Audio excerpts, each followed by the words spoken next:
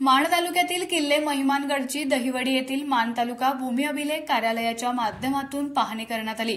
यावेळी भूमी अभिलेख उपअधीक्षक धनंजय कदम, अमोल एकळ फाउंडेशनचे सर्वेसर्वा अमोल एकळ, उपसरपंच विजय चव्हाण, लालासाहेब चव्हाण, सुरेश कुचेकर, पोलीस पाटील संदीप धडांबे, दिनू मुलानी, कासम मुलानी, तलाठी अमोल कोकणे, तलाठी सहाय्यक हनुमंत जगदाळे, भूमी अभिलेखचे प्रसाद जाधव, राजेश जाधव आणि स्थानिक ग्रामस्थ उपस्थित होते।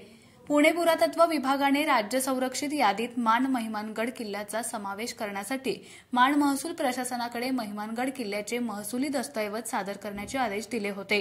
त्यानुसार तहसीलदार विकास अहिर यांनी भूमी अभिलेख कार्यालयास याबाबत अवगत करून संबंधित किल्ल्याची पाहणी करून तिथल्या खानाखुणा नोंदी तपासण्यास सांगितलं होतं।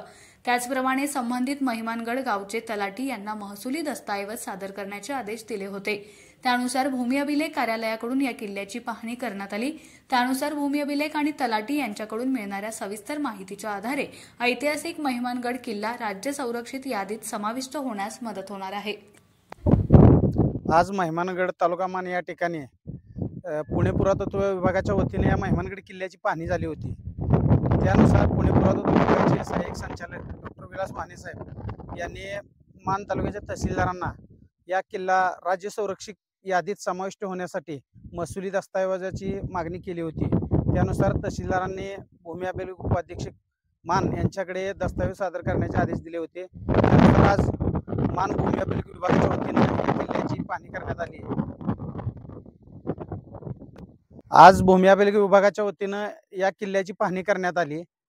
पूर्वेला फॉरेस्ट आहे, त्यानंतर उत्तरेला गावठाण, जवळपास 3 गावठाणाचे प्रथमतःच आम्हाला आज माहिती पडले आणि आज या ठिकाणी या पाहणी प्रसंगी भूमी अभिलेखचे अधिकारी, तलाठी हे सर्व उपस्थित आहेत।